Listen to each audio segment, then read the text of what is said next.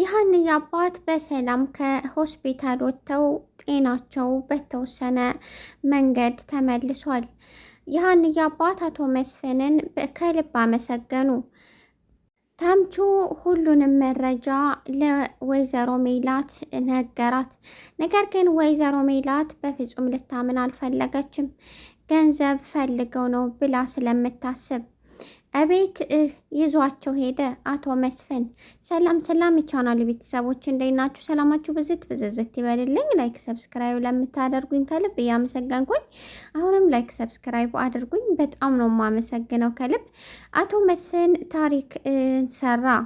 ወይዘሮ ሜላት በጣም ተናደደች። እሱ በሰራው መልካም ነገር እሷ ግን በጣም ተበሳጭታ በጣም ትልቅ ደረጃ ውስጥ ደርሰዋል። በዚህ አላበቃም። አቶ መስፍን ከሆስፒታል ሂዶ ሀንዬና አባቷን ወደ ቤቱ ወሰዳቸው። እስከሚያገግሙ ድረስ እዚህ ነው የሚሆኑት ብሎ ነገራት። ነገር ግን ተምቹ ሁሉንም ነገር ለወይዘሮ ሜላት ሲነግራት በጣም አቶ መስፍን ደንግጧል። ምክንያቱም አንደኛ የሚፈልገው ነገር ቢሆንም ነገር ግን እንዳደረሱባት መከራና ስቃይ በስተጀርባ አሁን እንደገና ልጃቸው እንደሆነች ሀንዬና ጆሮ እንደዚህ አባታቸው እቅፍ አድርጓቸው ሲላቀሱ ሁላችንም አለቀስን። ድራማ መሆኑን እስከምንስት ድረስ ሁላችንም አልቅሰናል። ሀንዬና አሴር ለከፈሉት ዋጋ ደስታቸው በዚህ መንገድ ሲሆንና በእርግጥም አቶ መስፍን ለሀንዬ አባት ያደረጉት ነገር በጣም ተአምራዊና በጣም ደስ የሚል ነገር ነው።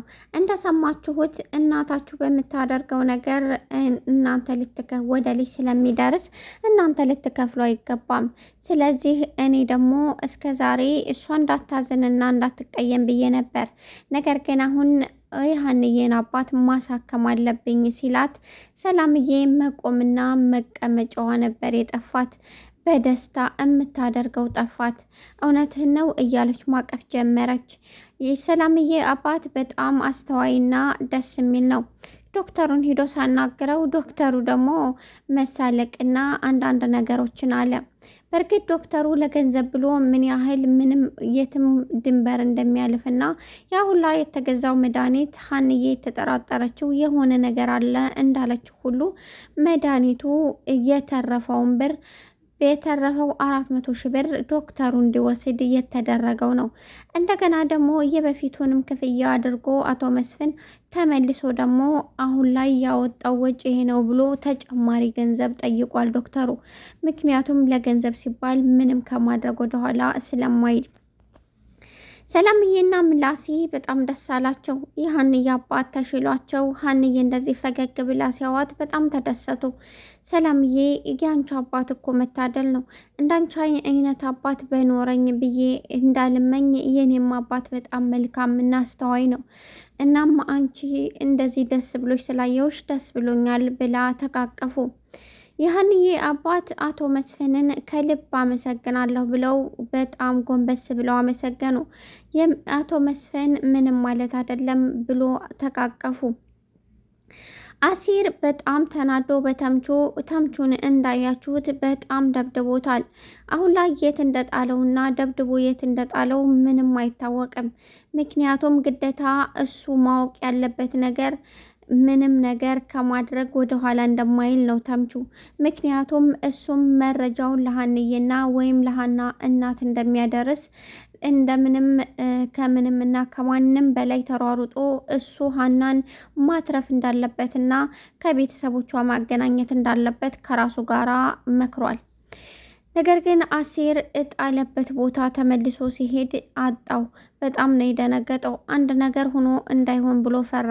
ምክንያቱም በጣም ደብድቦ ስለነበረ እና በአፉና በአፍንጫው ደም እየፈሰሰ ስለነበር ነው እሱም ሊጨነቅ የቻለው። ተምቹ ባደረገው ነገር በሀና ላይ ባደረገው ነገር በጣም ተጸጽቷል።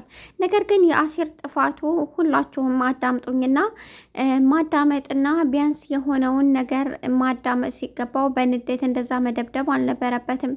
አንድ ነገር ቢሆንሳ የሚወደውን ጓደኛውን አንዳቸው ለአንዳቸው እየተዛዘኑ ለስንት ዓመታት ጎዳና ያሳለፉትን ጓደኛውን ገሎ እስር ቤት መግባት በጣም ያማል።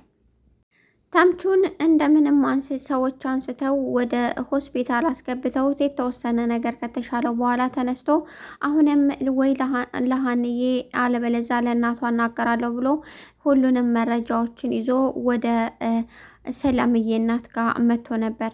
የሰላምዬ እናት ጋር ሲያወሯት በጣምም ደንግጣለች። እንደገና ደግሞ በፍጹም ይሄ ደግሞ ሌላዋ ድራማዋ ነው። እዚህ ጋ ገንዘብ ፈልጋ የሀብትም ክፍፍል ልታደርግ ይሄ ነው እንጂ በፍጹም የኔ እንደዚህ አይነት የኔ ልጅ ልትሆን አትችልም፣ የኔ ልጅ ሰራተኛ ልትሆን አትችልም ስትል ተናግራለች። ነገር ግን አቶ መስፍን አስተዋይና በጣም ስነ ምግባር ያለው ስለሆነ ሁሉንም ነገር ሕክምናውን ችሎ የሀንዬን አባት እንዲነቁ ነው ያደረገው። አሁን ላይ ተምቹ እንደምንም ብሎ ወደ ሀና ጋር ሂዶ ሁሉንም ነገር ለሀና ወይም ለእናቷ መናገር እንዳለበት ከራሱን ካሳመነ በኋላ አሁን ላይ ማንን ነው የት እንዳሉና የት ሰፈር እንደሆኑ በፍጹም አላውቅም። ስለዚህ ሰፈሩንና የምትኖርበትን እንደውም ልሰራበት እየሰራቸው የነበረችውን አሁን ግን የተዎቹን የስራ ቦታዋን ሂጅ ማግኘት እፈልጋለሁ ብሎ ገብቶ እንደምንም ለማስረዳት ሞከረ። ወይዘሮ ሜላት ግን በቆሸሸ ልብስና በሌሎች ነገሮች ስለምታምን በጣም ተናደደ። አቶ መስፍን በጣም ተናደደ። ሀንዬ አሁን ላይ አባቷን አሳክማ ወደ ደሴ ትሄዳለች ወይስ እዚሁ አዲስ አበባ ትኖራለች? የብዙዎቻችሁ ጥያቄ ነው። ነገር ግን ሀንዬ እዚሁ ስራ ካገኘችና የስራ እድል የምታገኝ ከሆነ እዚሁ አዲስ አበባ እንደምትኖር ምንም ጥርጥር የለውም። ምክንያቱም እዛም ብቻቸውን ነው፣ እዚህም ብቻቸውን ነው። ዋናው ነገር እሷ ስራ ኑሯት አባቷን መጦሯና አባቷን እንዲታከም ማድረጓ ነው ትልቅና ወሳኝ ነገሩ። ወይዘሮ ሜላት ሰላምዬን ጋር ተጣሉ። አሁን ላይ ሰላምዬ ከዚህ በኋላ አንቺን የማናገርበትና የምናገርበት ምንም አይነት ሞራል የለኝም፣ ምክንያቱም እኔ ባንቺ ስላፈርኩብሽ አሁን ላይ ማናገር አልፈልግም አለቻት። ምላሴም ክላሱ ገብቶ ተቀመጠ። ነገር ግን አባታቸው ምንም ቢሆን ምንም እናታችሁን ልትጠሏትና እንደዚህ አይነት ንግግር ልትናገሯት አይገባም፣ እናት እናት ናት ብላለች። ከዚህም በፊት ሀና ብለዋለች አባቷም። ሰላምዬ ግን በፍጹም የሰው ነብስ ልታጠፋ ያለች እናት እንድትኖረኝ አልፈልግም ብላ በጣም ተናደደች። ሀንዬ አባቷን ይዞ አቶ መስፍን ከሀና ቤት ሲወስዳቸው በጣም ደነገጠች እናታቸው። ብሎ ደግሞ እዛ ሕክምናውን ጨርሶ አሁን ደግሞ ወደ እኔ ቤት ሊታከም መጣ፣ ምን አይነት ጉድ ነው ብላ በጣም ተናደደች ወይዘሮ ሜላት። ወይዘሮ ባዩሽ ለሀና ማስፈራሪያ ላከችባት። አንድ ነገር ዝም ማቴ ከሆነና በመንገዳችን የምትሄጅብን ከሆነ አባትሽን የምትኮሪባቸውና ሁሌ ስለ መልካምነታቸው ዜና የምታቀርቢውን አባትሽን አንድ ነገር ላደርግብሽ ስለምችል አርፈሽ ብትቀመጭ ይቻላል። ወይዘሮ ሜላት ጋር የምታደርጊውን ገበገብ ማቆም አለብሽ ብላ ተናግራ ስልኩን ዘጋች። በጣም ተናደደች። በእርግጥ ከባድ ነው። ቢሆንም ደግሞ እናት ልጇ እንደሆነች እና ሀንዬ የራሷ ልጅ እንደሆነች ስታቅ ምን እንደሚሰማትና ከባድ ጸጸት ውስጥ እንደምትገባ ምንም ጥርጥር የለውም። ምክንያቱም ሀንዬን በጣም አስለቅሳታለች፣ በጣም አሳዝናታለች።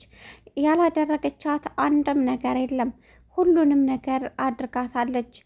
እናም ለዛ ይመስለኛል አሁን ላይ የበለጥ ጀግናና ጠንካራ የሆነችው ብላ ሰላምዬ ተናገረች። ሰላምዬ አባባ እንኳን ደህና መጡ፣ ሻይ ላፍላላችሁ ቡና ብላ፣ አይ ሰላምዬ እኔ ሁሉንም ነገር አስተካክለዋለሁ አንቺ ቁጭ በይ አለቻት። አቶ መስፍን የሀና ጉዳይ አሁንም ሀሳብ ውስጥ አስገብቶታል። ምክንያቱም ውስጡ የሚለው ሀና ልጁ እንደሆነች እንጂ በእርግጥ እርግብ ልጁ እንደሆነች በፍጹም ሊቀበለው አልቻለም።